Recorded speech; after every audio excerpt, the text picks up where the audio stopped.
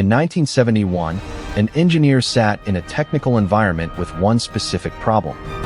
Different computers needed to talk. People needed to send messages.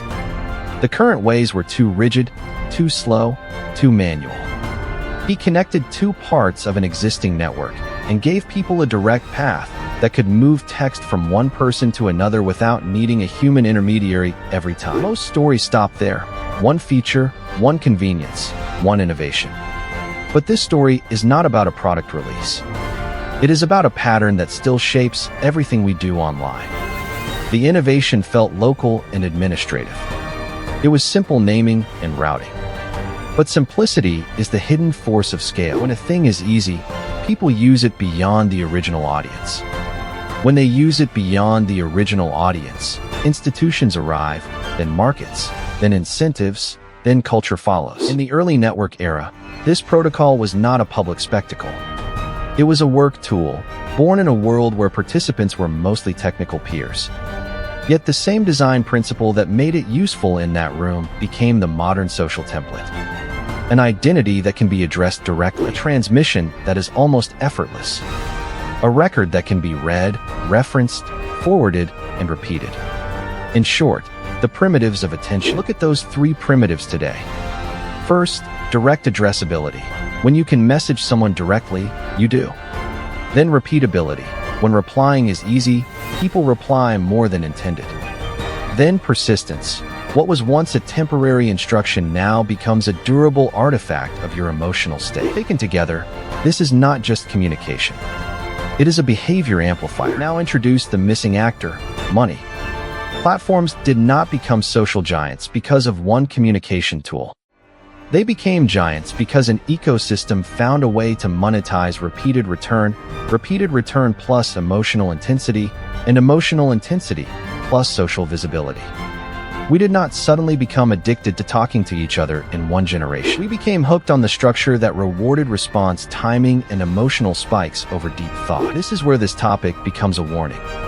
The history is often simplified into a single invention narrative, as if one person accidentally created everything. That is dramatic but inaccurate. No one person launched an industry-wide attention machine. But the architecture they built made that machine statistically inevitable. The same happens again and again. A narrow utility, then a broad platform, then a feedback system too strong to turn off. Take a second to watch the sequence. First there is utility, then convenience, then habit, then dependence, then social anxiety around response speed, then fear of missing out, then public behavior that no longer maps to private intention. These are not moral stories about users. They are system stories about design defaults. If you are an engineer, ask what defaults your tool makes unavoidable. In that 1971 system, the default was speed. In today's systems, defaults are often urgency, ranking, and visibility. We call these product choices, but they are cultural choices. If all messages are optimized to be immediate, then silence is treated as failure. If all contributions are quantized by reaction, then reflection is penalized. That is why this matters beyond nostalgia. The past is not here for trivia. It is here for prediction. The same sequence repeats whenever communication is made frictionless, scalable, and measurable.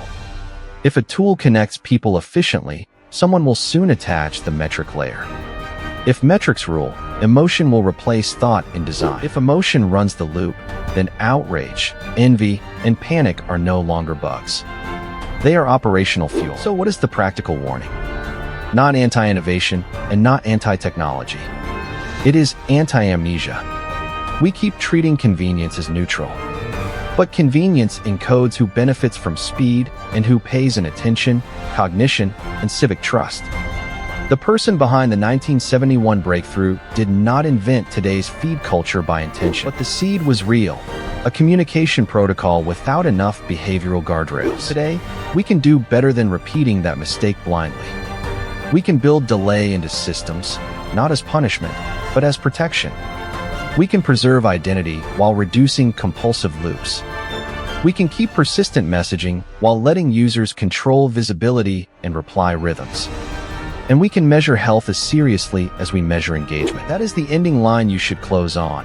No platform is born as a crisis, but every platform is an ethical experiment. If your protocol can scale thoughtlessly, it will. If your defaults reward reaction, it will be optimized for reaction. If your users are always on, they will always be vulnerable to what you optimize for next.